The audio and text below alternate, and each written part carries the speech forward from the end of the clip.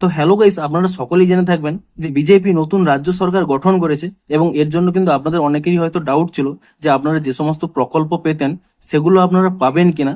কিন্তু আজকেই কিন্তু নতুন ভাবে যে ক্যাবিনেট বৈঠকের পরেই পশ্চিমবঙ্গের নতুন মুখ্যমন্ত্রী কিন্তু শুভেন্দু অধিকারী জানিয়ে দিয়েছে যে আপনারা যে সমস্ত প্রকল্প পেতেন সমস্ত প্রকল্পই পাবেন, কিন্তু তা পাবেন কিন্তু ডিবিটি লিঙ্কের মাধ্যমে।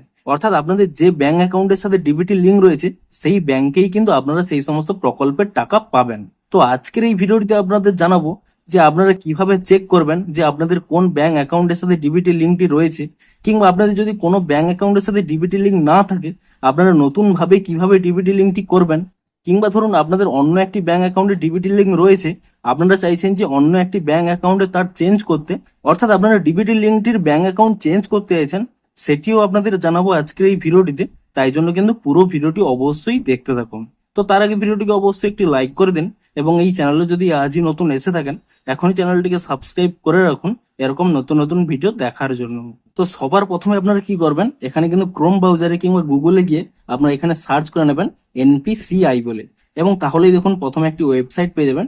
সেই ওয়েবসাইটটি কিন্তু আপনারা এখানে ওপেন করে নেবেন এবং তাহলেই দেখুন বাম কোণে একটি 3 লাইন রয়েছে, আপনি সেই 3 লাইনে ক্লিক করে নিয়ে এখানে একটি অপশন পেয়ে যাবেন কাস্টমার বলে, আপনি এই কাস্টমার অপশানে ক্লিক করে নেবেন এবং তারপরে দেখুন এখানে একটি অপশন রয়েছে ভারত আধার সিডিং এনাবলার অর্থাৎ বেস বলে, আপনারা কিন্তু এখানে এই অপশনের উপরে ট্যাপ করে নেবেন।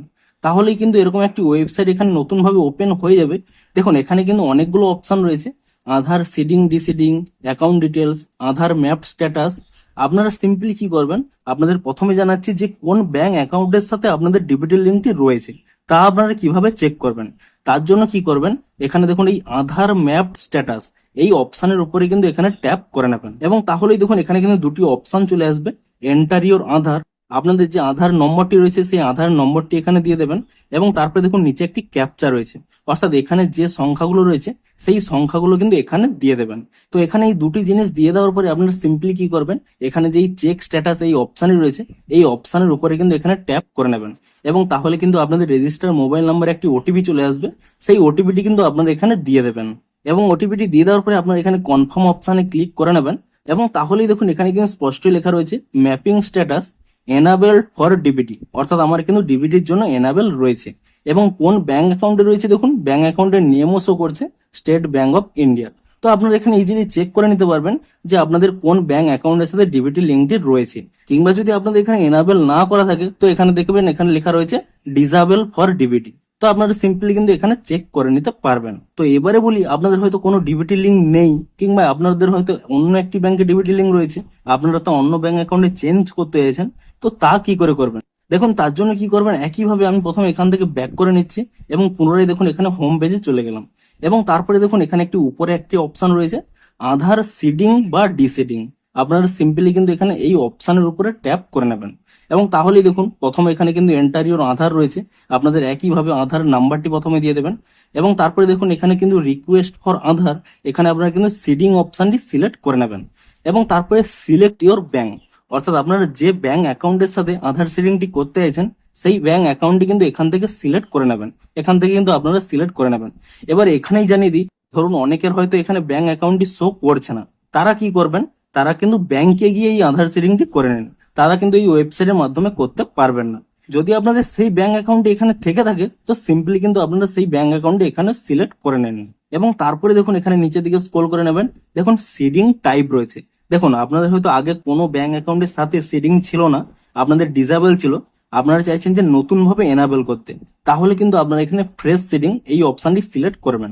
এবারে দেখুন ধরুন আপনাদের একই ব্যাংক রয়েছে, ধরুন আপনাদের পাঞ্জাব ব্যাংকই রয়েছে কিন্তু অ্যাকাউন্ট নাম্বার আলাদা, অর্থাৎ এক অ্যাকাউন্ট নাম্বার থেকে আরেকটি অ্যাকাউন্ট নাম্বারে ট্রান্সফার করতে চাইছেন, তাহলে কি করবেন, same bank with another account এটি সিলেক্ট করবেন। এবারে ধরুন আপনাদের ব্যাংক অ্যাকাউন্টই আলাদা, আপনারা চাইছেন যে পাঞ্জাব থেকে হয়তো স্টেট ব্যাংকে করতে কিংবা স্টেট ব্যাংক থেকে পাঞ্জাব করতে, অর্থাৎ ব্যাংক নেমটিই আলাদা, তাহলে কি করবেন, from one bank to another bank, তো এটি কিন্তু সিলেক্ট করে নেবেন। দেখুন আমি যেহেতু স্টেট ব্যাংক থেকে পাঞ্জাব ন্যাশনাল ব্যাংকে করতে চাইছি তাই জন্য কিন্তু আমি এখানে লাস্ট অপশানটি সিলেক্ট করছি, আপনারা কিন্তু যেটি করতে চাইছেন সেই অপশানটি কিন্তু এখানে সিলেক্ট করে নেবেন এবং তারপরে দেখুন নিচের দিকে স্ক্রল করে নেবেন, এখানে অপশান রয়েছে অ্যাকাউন্ট নাম্বার বলে, আপনারা যে নতুন ব্যাংকে অ্যাকাউন্ট সেটিংটি করতে চাইছেন সেই নতুন ব্যাংকের অ্যাকাউন্টটি কিন্তু এখানে দিয়ে দেবেন এবং তা কনফার্ম করার জন্য আরো একবার কিন্তু সেই অ্যাকাউন্ট নাম্বারটি আরো একবার এখানে দিয়ে দেবেন।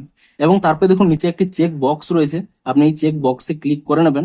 এবং তারপরে কিন্তু একেবারে নিচের দিকে স্ক্রোল করে নিলে দেখুন এখানে কিন্তু একটি ক্যাপচা রয়েছে, অর্থাৎ এখানে যে সংখ্যাগুলো রয়েছে সেই সংখ্যাগুলো কিন্তু এখানে দিয়ে দেবেন। এবং সমস্ত কিছু এখানে ফিল আপ করে দেওয়ার পরে আপনারা কিন্তু এখানে এই সাবমিট অপশানে ক্লিক করে নেবেন। এবং তারপরে এখানে দেখুন টার্ম এন্ড কন্ডিশন রয়েছে, আপনারা কিন্তু এখানে নিচের দিকে স্ক্রোল করে নেবেন। তাহলে দেখবেন এখানে কিন্তু অ্যাগ্রি অ্যান্ড কন্টিনিউ এই অপশানের উপরে কিন্তু এখানে ট্যাপ করে নেবেন। তাহলে কিন্তু আপনাদের রেজিস্টার মোবাইল নাম্বারে একটি ওটিপি চলে আসবে, সেই ওটিপিটি কিন্তু আপনারা এখানে দিয়ে দেবেন। এবং ওটিপিটি দিয়ে দেওয়ার পরে আপনারা কিন্তু সিম্পলি এখানে এই কনফার্ম অপশানে কিন্তু ক্লিক করে নেবেন। এবং তাহলেই দেখুন এখানে আমাকে আস্ক করছে যে আমার এখানে পাঞ্জাব ন্যাশনাল ব্যাংকে এখানে ডেবিট লিঙ্কটি রয়েছে, আমি এখানে ট্রান্সফার করতে চাইছি স্টেট ব্যাংকে। তো আপনারা সিম্পলি কি করবেন, এখানে এই কনফার্ম অপশানে কিন্তু এখানে ক্লিক করে নেবেন। এবং তাহলেই দেখুন আমার কিন্তু এখানে দেখুন স্ট্যাটাসটি দেখুন সাকসেস হয়ে গেছে। এবং এখানে কিন্তু লেখাই রয়েছে যে successfully received from Punjab National Bank to State Bank of India, অর্থাৎ আমার কিন্তু এখানে সাকসেসফুল হয়ে গেছে। তো আপনারা এভাবেই খুব ইজিলি কয়েক সেকেন্ডের মধ্যেই এক ব্যাংক থেকে অন্য ব্যাংকে কিন্তু ডিবিটি লিঙ্কটি কিন্তু ট্রান্সফার করতে পারবেন। তো ভিডিওটি যদি একটু হেল্পফুল বলে মনে হয় অবশ্যই একটি লাইক করে দেন। দেখা হচ্ছে আরো কোনো ইন্টারেস্টিং ভিডিওর সাথে। Thanks for watching.